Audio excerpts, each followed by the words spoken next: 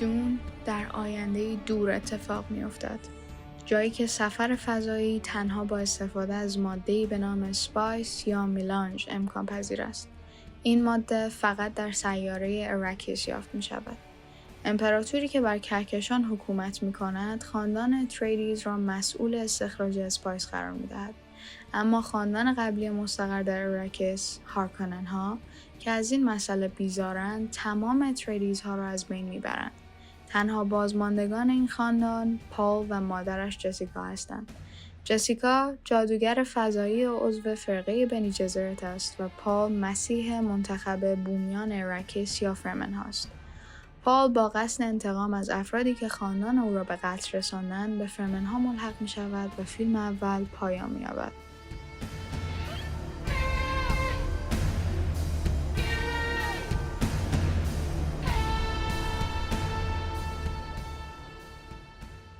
سلام، من یاسمین سامی هستم و اینجا پادکست دکوپاژه. همطور که متوجه شدین توی این اپیزود قرار راجع به فیلم دون صحبت کنیم. حالا خیلی کوتاه و مختصر بگم، اگر دنبال یک اثر فاخر سینمایی هستین و با ژانر علمی تخیلی و فانتزی حال نمی‌کنین، این فیلم اصلا برای شما نیست. البته که به نظرم یه فرصت کوچولو بهش بدین، چون شاید بتونین از استعاره‌هاش و مفهومی که تو دلش داره لذت ببرین. حالا اگه اکشن دوست دارین، فانتزی دوست دارین و علمی تخیلی هم دوست دارین، قراره 3 ساعت زیبایی و لذت تجربه کنین.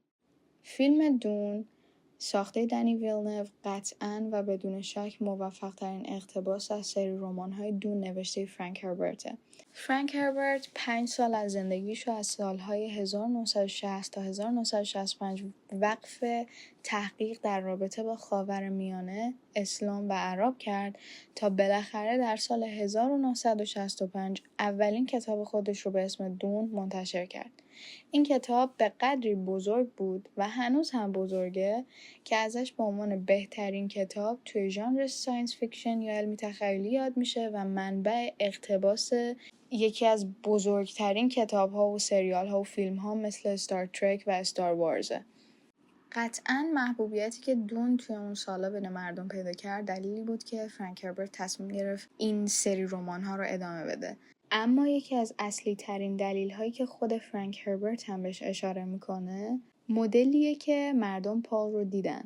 برای مردم پال یک قهرمان بود کاملا، اما از نظر فرانک هربرت پال یه ضد قهرمانه. آقای هربرت میگن که من دون رو به عنوان یه هشدار نسبت به کسانی نوشتم که خودشون رو منجی بشریت معرفی میکنن و به همین دلیل اومد کتاب دومی رو نوشت به نام دون مسایا یا دون مسیح که نشون بده پال همچین هم آدم خوبی نبوده. دنی ویلنو از اونجایی که خیلی کارگردان خوبیه سعی کرد با تمام وفاداری که نسبت به رمان داشت یه سری تغییرات جزئی رو توی فیلم ایجاد کنه نسبت به رمان که نشون بده پال یک ضد قهرمانه و ما توی این فیلم فرایند رو کاملا میبینیم، از قهرمان بودن به ضد قهرمان بودن و حتی آدم خبیث داستان بودن توی قسمت سوم. که قسمت سوم رو یه ذره براتون اسپویل کنم، مسیری که پال شروع کرده و جنگی که با تمام کهکشان شروع کرده باعث کشته شدن 60 میلیارد نفر آدم در سراسر کهکشان میشه و واقعا متاسفم چون بسیار ناراحت کننده است، مخصوصا برای کسایی مثل ما ایرانی‌ها و مسلمونا که به خاطر لسان الغیب و مهدی و تمام این داستانا فیلم رو دیدیم و کنجکاو بودیم که یه چیزی به این آشنایی برای ما رو چطوری قرار به تصویر بکشن. دنی ویلنو گفته که حتما قسمت سوم رو میسازه و قسمت سوم قرار هم عنوان با کتاب باشه، دون مسایا یا دون مسیح. اما گفته که فعلا درگیر فیلم سیکاریوه و قرار قسمت سوم اون رو بسازه. اگه شما هم مثل من خیلی مجذوب دنیای دون شدین و دوست دارین که بیشتر راجبش بدونین و نمیتونین صبر کنین برای قسمت سوم، حتما کتابا رو بخونین. من مطمئنم که تا جایی که دون بتونه پولساز باشه برای سازنده هاش و سرمایه گذارش قرار بسازنش و واقعا متریال داره، حداقل تا 10 سال دیگه متریال برای ساختن داره. اگه شما نمیخواین 10 سال آینده براتون اسپویل بشه و دوست دارین فیلم ها رو ببینین هیچ عیبی نداره. فرانک هربرت توی سال 1986 مرد و تا اون موقع فقط 6 تا کتاب نوشته بود. تقریبا 10 سال بعد از مرگش پسرش تصمیم گرفت که همراه با یک نویسنده دیگه شروع کنه و این دنیا رو ادامه بده. توی سال 2014 اینطورا منتشر شد و 20 جلد کتاب وجود داره که داستان‌های قبل از فیلم دون رو روایت میکنه و اگر شما دوست دارین میتونین از اونجا شروع کنین و تا وقتی که قسمت بعدی فیلم بیاد توی دنیای دون پرسه بزنین و لذت ببرین. اما خبر خوش اینه که اتفاقا این تابستون قراره یک سریال اسپیناف از دون پخش بشه که در رابطه با شکلگیری فرقه بن جزرت هست و فکر میکنم که دقیقا بعد از اتمام سریال خاندان اژدها شروع به پخشه. و اما بریم سراغ پلات خود فیلم. با شروع فیلم ما با شخصیت پرنسس یورلان آشنا میشیم که در حال نوشتن خاطرات خودشه. توی این خاطرات میگه ما در سال 10,000 هستیم، اما این سال 10,000 نه پس از میلاد مسیح، نه هجری، نه شمسی، نه قمری، هیچی نیست. در واقع واحدش ایجیه، after guild. guild چیه؟ 10,000 سال قبل از اتفاقات فیلم دون آدم ها با هوش مصنوعی خیلی شدید درگیر میشن و جنگی اتفاق میفته که توی دنیای دون بهش میگن جهاد. و بعد از این جهاد وجود داشتن هر گونه ماشینی که میتونه فکر کنه ممنوع میشه و این کاملا توضیح میده که چرا با اینکه ما انقدر چیزای پیشرفته توی دنیای دون میبینیم ولی همه چی انگار عتیقه است و همه چی انگار قدیمیه و هیچ هوش مصنوعی، هیچ رباتی، هیچی وجود نداره. حتی کامپیوتر هم وجود نداره. دقیقاً همون زمان بعد از جنگیدن با ربات‌ها و نابود کردنشون آدم‌ها کشف میکنن که با استفاده از ماده اسپایس میتونن دریچه‌هایی از ذهنشون رو باز کنن که بهشون قدرت فراتبیعی میده، مثل بن جزرت ها که با استفاده از میلانژ تونستن اون صدا رو داشته باشن که به همه دستور بدن، مثل خلبان های اون سفینه های فضایی که تونستن محاسبات خیلی زیادی رو تو ذهنشون انجام بدن. و از همه مهمتر میلانژ باعث شد که بتونن به سفر فضایی با سرعت نور دست پیدا کنن. بعدتر میبینیم که جسیکا برای زنده نگه داشتن خودش و پسرش پول توی قبیله فرمنها تصمیم میگیره که آب حیات رو بنوشه و تبدیل به رورند مادر جدید اون قبیله بشه. موقعی که این کار رو میکنه و رورند مادر قبلی متوجه میشه که باردار بوده میترسه و میگه که خدای من چه کاری بود ما کردیم. در واقع اصلا نگران جنین جسیکا نیست، نگران اینه که الان ما 2 تا بن جزرت داریم که با نوشیدن آب حیات ذهنشون باز شده و در قدرتمندترین حالت خودشونن و خب یکیشون بچه است و هر کاری ممکن ازش بر بیاد. چیزی که ولی وجود داره، تغییراتی که نسبت به کتاب دادن اینه که ما یه پرش زمانی 2 ساله رو نداریم توی فیلم. یعنی کل داستان ملحق شدن پال به فرمنها تا زمانی که امپراتور میشه رو توی 6-7 ماه جمع کردن قبل از اینکه خواهر پال الیا به دنیا بیاد. و بعد ما پال و جسیکا رو میبینیم که به فرمنها ملحق شدن و در راه شهر فرمنها یا سیج تبر توی شمال رکز هستن. وقتی به سیج تبر میرسیم شهر رو میبینیم که تماما توی دل سنگ ها تراشیده شده. جالبه بدونین که این شهر کاملا وجود داره توی اردنه و بهش میگن پترا. از جایی که فرمنها از عشایر عرب برگرفته شدن، در واقع شهرشون هم از همین عشایر برگرفته شده. عشایر عرب پولشون رو از راه تجارت اسپایس یا حالا ادویه به دست می آوردن و خب با پول بیشتر خطر حمله راهزنا بهشون هم بیشتر می شده. بنابراین تصمیم گرفتن که توی دل سنگ ها و در صعب العبور ترین جای ممکن شهری رو برای خودشون بسازن که هم در برابر آفتاب و هم در برابر راهزنها ازشون محافظت میکنه، درست مثل فرمنها. خب مثبت از این جهت که ما یه بچه 2 ساله رو نداریم که عملا نابغه است، قدرت خیلی زیادی داره، یه ذره به خاطر این نابغه بودنش تو سن کم ترسناکه و عاشق چاقوست. اصلا ولادیمیر هارکونن رو الیا خواهر پال میکشه، نه خود پال. این خب خیلی خوبه، ما یه بچه کوچولو نداریم، به جاش توی قسمت بعدی آنا تیلور جوی رو داریم که قرار بدرخشه به نظرم. اما منفیش اینه که ما تعامل پال با فرمن ها رو اونقدر زیاد نمیبینیم، یعنی همه چی رو دور تنده، خیلی سریع همه چی رو یاد گرفت، خیلی سریع سوار کرمشنی شد، خیلی سریع امپراتور شد، با اینکه فیلم خیلی طولانیه. یکی دیگه از اصلی ترین تغییراتی که ما نسبت به کتاب داشتیم تغییر کاراکتر چانیه. توی کتاب چانی از وسطای داستان به این ور توی سایه پال گم میشه و ما چیز خاصی ازش نمیبینیم. اما توی فیلم از همون ابتدای داستان تمرکز خیلی زیادی روی چانیه. خیلی شات بسته از چشمای چانی داریم که انگار داره با همون صحبت میکنه و احساساتش رو ابراز میکنه. هر جا که مخالفه صحبت میکنه. درست مثل زمانی که پال رفت جنوب و بالاخره اعلام کرد که من مهدیم، من لسان الغیبم، و چانی بلند شد مخالفتش رو ابراز کرد و گفتش که این همش بازی بن جزرته تا شما رو مضحکه دست خودشون کنن و ازتون سوء استفاده کنن. حالا جالبه بدونین که دنی ویلنو گفته برای اینکه تاکید بیشتری روی چشمای چانی باشه از هوش مصنوعی استفاده کردن و واقعا شاید اگر چانی چشماش و مخالفت‌های این چنینیش توی فیلم نبود ما هنوز هم که هنوز فکر می‌کردیم شاید پال کاراکتر مثبت تمام داستانه و هنوز هم برامون سفید بود. حالا بازی و پروپاگاندای بن جزرت ها چیه؟ بن جزرت ها جادوگرای فضایی هن. وقتی که تبدیل به رورند مادر میشن و اون آب حیات رو مینوشن به خاطرات خودشون، مادرشون و مادرشون و نسل گذشته زنانشون دست پیدا میکنن و این قدرت خیلی زیادی بهشون میده. حالا بن جزرت از 10,000 سال پیش تلاش کرده با اون مهندسی ژنتیکی که میخواسته انجام بده یک بن جزرت مرد به وجود بیاره که با خوردن آب حیات زنده میمونه، علاوه بر خاطراتش از طرف مادری به خاطراتش از طرف پدری هم دسترسی داره و این قدرتی رو بهش میده که آینده رو پیش بینی کنه. حالا بن جزرت چرا اصلا میخواد همچین کسی رو که آینده رو پیش بینی کنه؟ به خاطر اینکه یک مسیر طلایی وجود داره که دنیا رو به سمت بهشت میبره و میدونن که این دنیا به سمت بهشت رفتنه در واقع هزینه خیلی زیادی داره.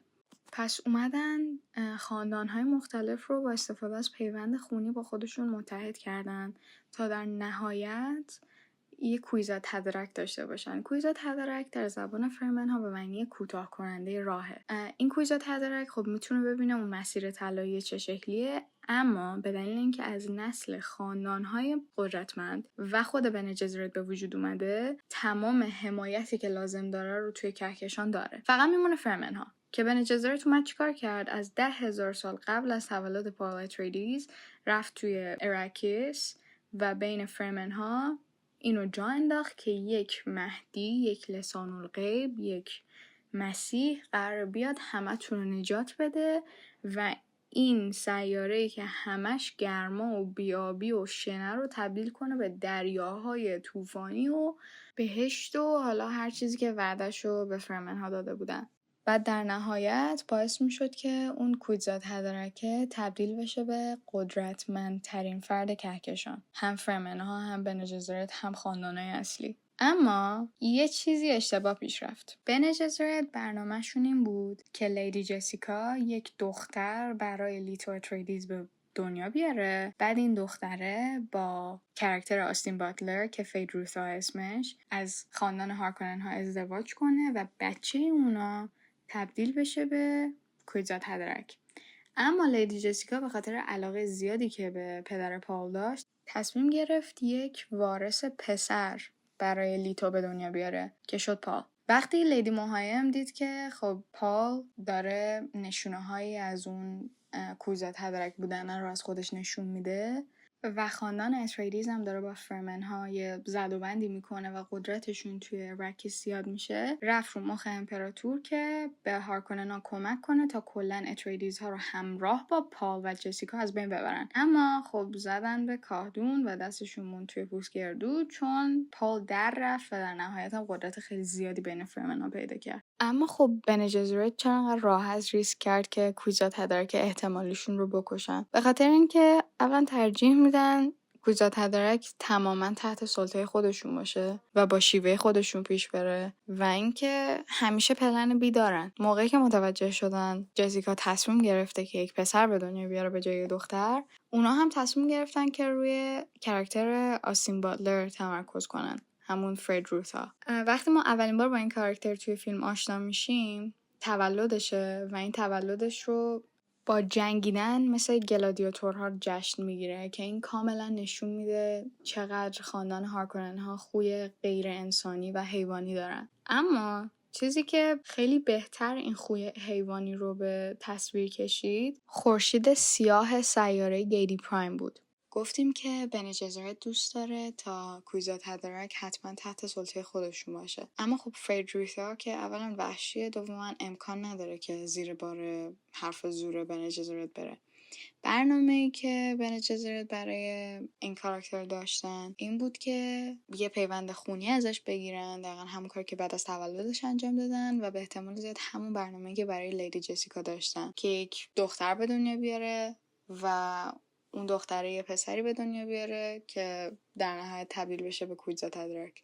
چون که ما توی فیلم دیدیم که لیدی جسیکا در واقع دختر ولادیمیر هارکوننه. اما خب این مال زمانیه که پال هنوز تبدیل به یک فرمن نشده بود و آوازش کل کهکشان رو بر نداشته بود و بن جزرت هنوز مطمئن نبود که پال زنده است. بنابراین میرسیم به یکی از مهمترین بخش‌های فیلم، زمانی که پال در کنار فرمن ها می جنگه، سعی میکنه خودش رو بهشون ثابت کنه و در نهایت تبدیل به یک فدایکین بشه. این کلمه درسته که به زبان فرمن هاست ولی هم معنیش و هم ریشه این کلمه کاملا عربیه. این کلمه از کلمه فدایین یا همون فدایین توی زبان عربی برگرفته شده و همطور که از اسمش مشخصه کسی که جون خودش رو در راه فرمن ها فدا میکنه. اما خب این تنها کلمه عربی نیست که ما توی فیلم و توی کتاب بهش برمیخوریم. کلمه مؤدب همون کلمه مؤدب با لهجه خیلی شدید عربی. چیزی که از قسمت اول منو خیلی اذیت میکرد این بود که به محض اینکه همه پال رو دیدن اینجوری بودن که are you مادی؟ مادی اصلا شبیه کلمه مهدی نیست و وقتی که تمام کلمه ها رو دارن به عربی سلیس تلفظ میکنن برام خیلی عجیبه که چرا به جای مهدی دارن میگن مادی و اصلا فرمنا چرا باید انقدر لهجه آمریکایی غلیظ داشته باشن. تا اینکه رسیدیم به قسمت دوم، زمانی که پال اسم فرمنی خودش رو مؤدب انتخاب کرد. مؤدب با اینکه خیلی با کلمه مهدی متفاوته ولی با اون لهجه و با اون تلفظ خیلی شبیه همن. مؤدب مادی.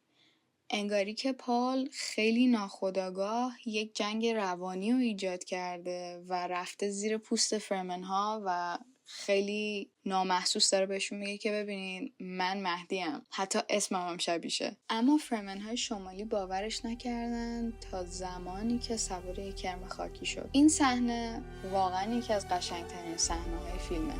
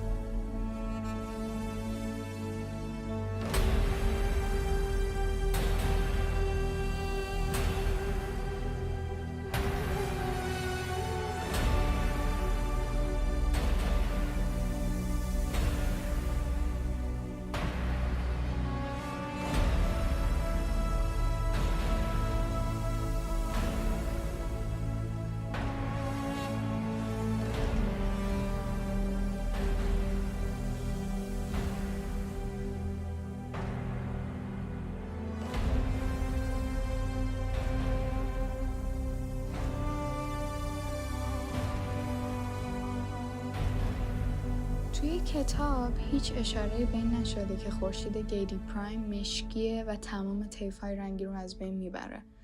اما منطق کارگردان این فیلم این بود که اگه کمبود نور برای ما انسان‌ها باعث کمبود ویتامین دی و در نهایت افسردگی و بدخلقی میشه، پس حتما نبود رنگ میتونه باعث تقویت خوی حیوانی توی کسایی که رنگ نمیبینن بشه. پس تصمیم گرفت کل صحنه‌هایی که ما توی گیدی پرایم هستیم رو مشکی سفید به مخاطب ارائه بده که قشنگ این رو نشون بده که اینا رنگ ندارن و به خاطر رنگ نداشتن عصبی‌ان همیشه. اما کار قشنگی که اینجا کردن این بود که این فیلتر نیست و هیچ جلوه کامپیوتری براش استفاده نشده که بگیرن بعد بخوان حالا رنگا رو برعکس کنن و مشکی سفیدش کنن. در واقع از لنزای اینفرارد استفاده کردن و صحنه ها رو تماما مشکی سفید ضبط کردن. یعنی اگر مشکلی برای گیریم یا لباس ها به وجود می اومد، انگار پولشون ریخته بودن دور، به خاطر اینکه نمیتونستن هیچ ادیتی انجام بدن. بر اساس باور فرمن ها در نهایت کسی لیاقت فرمن بودن و فرمن شدن رو داره که شای هولود اون رو زنده نگه داره.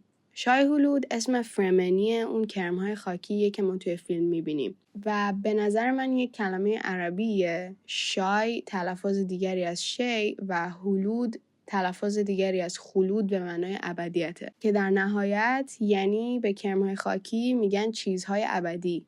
خیلی اسم برازنده‌ایه با توجه به اینکه کرم‌های خاکی هم در ابتدای زنجیره غذایی و هم در انتهای زنجیره غذایی توی اراکیز قرار دارن. اگه حوصله‌شو داشتین میتونین برین زیست شناسی فانتزی دون رو توی یوتیوب سرچ کنین و ببینین که چرا همچین چیزی وجود داره و اصلا کرم‌های خاکی چطوری به وجود میان و چرا از بین نمیرن. صحنه‌هایی که پال سوار بر اون کرم خاکی هرم بدون CGI ضبط کردن، حرکت کرم خاکی رو با استفاده از همون دستگاه‌های شبیه سازی کردن که تصادف ماشین‌ها رو توی فیلم‌های اکشن شبیه سازی می‌کنن و برای واقعی تر کردن حرکت شن‌ها هم از فن‌های صنعتی خیلی بزرگ استفاده کردن. حالا جدا از بحث فنی این سوال پیش میاد که کرم‌های خاکی وقتی یه نفر سوارشونه چرا بر نمیگردن زیر خاک؟ جوابش اینجاست که فرمن ها وقتی از اون قلاب ها استفاده میکنن تا جاشون رو روی کرم خاکی محکم کنن، اون قلاب ها پوست سخت کرم های خاکی رو بالا میارن و پوست حساسشون رو در معرض شن قرار میدن. و فکر میکنم که یک صحنه هم داشتیم که نشون داد اون پوست حساس یه سری سوراخ هم دارن که کرم های خاکی از اونها تنفس میکنن و اگه پوست سخت روشون نباشه در معرض شن خفه میشن. اما بازم برام منطقی نیست که خب اون همه وسیله و مامان پال و اینا رو همه رو چطوری سواره اون کرم خاکی کردن وقتی میخواستن برن جنوب. حالا برگردیم به صحنه مقدس فیلم. این صحنه علاوه بر توجه داستانی که باید بهش بشه، از لحاظ فنی و کارگردانی و فیلمبرداریش هم باید توجه بشه. چرا که به جز کرم خاکی از هیچ جلوه های کامپیوتری و جلوه ویژه‌ای استفاده نشده. دنی ویلنو در طول فیلم کلاً به این تاکید داشته که همیشه باید از نور طبیعی خورشید استفاده بشه و برای این صحنه به خصوص هم تاکید داشته که نور طبیعی خورشید باید به سمتی از تپه های شنی بتابه که شای هولود به اون وارد میشه و از سمتی که ازش خارج میشه باید سایه داشته باشیم. همچین تپه‌ای رو نتونستن توی اون کویر و اون عظمت پیدا کنن و به دلیل نیازهای فنی دیگه هم که داشتن تصمیم گرفتن خودشون اون تپه رو بسازن. حالا اون نیازهای فنی چی بوده؟ اینا اومدن 3 سیلندر خیلی بزرگ صنعتی رو گذاشتن زیر اون تپه و این 3 سیلندر رو به 3 ماشین صنعتی وصل کردن که این ماشینا با یه فاصله زمانی محاسبه شده از همدیگه حرکت میکردن تا برخورد کرم خاکی به تپه شنی رو بازسازی کنن و زیر اون سیلندرهای صنعتی روی تشک گذاشته بودن که بدلکار بعد از پرش از روی تپه بیفته اون رو و یعنی حتی سوار شدن بدلکار به روی کرم خاکی هم CGI نبوده. واقعا دقت در محاسبات برای درآوردن این صحنه 100%. متاسفانه و 100 متاسفانه تعداد این سوالات خیلی زیاده. سوالاتی راجع به چیزهایی که نمیشه منطقی براشون پیدا کرد، نمیشه حتی علت وجود داشتنشون رو پیدا کرد. مثلا کل وجود داشتن کاراکتر فیدروثا یک علامت سوال بزرگه. شما کل فیلم رو تصور کنین و کاراکتر آستین باتلر رو ازش بکشین بیرون. واقعا هیچ تفاوتی توی فیلم ایجاد نمیشه. شاید بگین پس اون فایت آخرش با پال چی؟ که بگم کاش اصلا نبود. توی اون فایت فیدروثا میگه که خیلی خوب جنگیدی اتریدیز و ما فکر میکنیم که نه بابا این چقدر شرافت داره، شاید اون قدری که به نظر میاد به اندازه خاندانشون سایکو نیست. در صورتی که توی کتاب فیدروثا سعی میکنه به کثیف‌ترین شیوه ممکن دوئل کنه و پال رو مسموم کنه. کلاً به خاطر اینکه ما هیچ کانکشنی بین دوتا کاراکتر پال و فیدروثا توی طول فیلم ندیدیم، انگاری که اون فایت آخر اصلاً چیز شخصی نیست و همینجوری الکی اتفاق افتاده، در صورتی که خیلی هم شخصیه. خاندان هارکونن ها و شخصیت فیدروثا توی کتاب شخصیت پیچیده و خاندان پیچیده این. سایکوان، مریضن، باهوشن و عاشق کشت و کشتارن. اما خب هوشمندانه این کار رو انجام میدن. ما هر جا توی فیلم خاندان هارکونن ها رو دیدیم، اینا داشتن یا گلوی یکی رو میبریدن یا داشتن یه کار بیخود میکردن و ما در طول فیلم هیچ حرکت خبیثانه و هوشمندانه ازشون ندیدیم. الان شما گیم آف ترونز رو تصور کنین که تمام ویلن ها تصمیم میگرفتن این رمزی اسنو باشن و ما هیچ حرکت خبیثانه هوشمندانه از هیچ ویلنی نبینیم و همش خون و خون ریزی باشه. بی خوده دیگه. یکی دیگه از چیزایی که خیلی باعث تأسفه اینه که چرا با وجود اینکه هانس زیمر موسیقی متن دون رو ساخته، اما در هیچ نقطه از فیلم موسیقی متن به تنهایی نمیتونه احساسات آدم رو برانگیخته کنه و اونقدر موسیقی متن خفنی نیست که بعد از 10 سال آدم‌ها دلشون بخواد این موسیقی رو با خودشون زمزمه کنن. همون کاری که رامین جوادی با تمام فنای گیم آف ترونز کرد و بعد از این همه سال اصلا کسی وجود نداره که ریتم اینتروی گیم آف ترونز از یادش بره. اما با وجود تمام این سوالهای تأسف‌بار، زیبایی فیلم دون برای کسایی که دیدنش اونقدری زیاد بود که دلشون بخواد جزو فیلم‌های خوب دسته‌بندیش کنن، بهش امتیاز خوبی بدن و چشمشون رو روی تمام نکات منفی ببندن و ازش لذت ببرن. در نهایت مرسی که تا اینجا با دکوکست همراه بودین. امیدوارم لذت برده باشین. تا اپیزود بعدی، خدا نگهدار.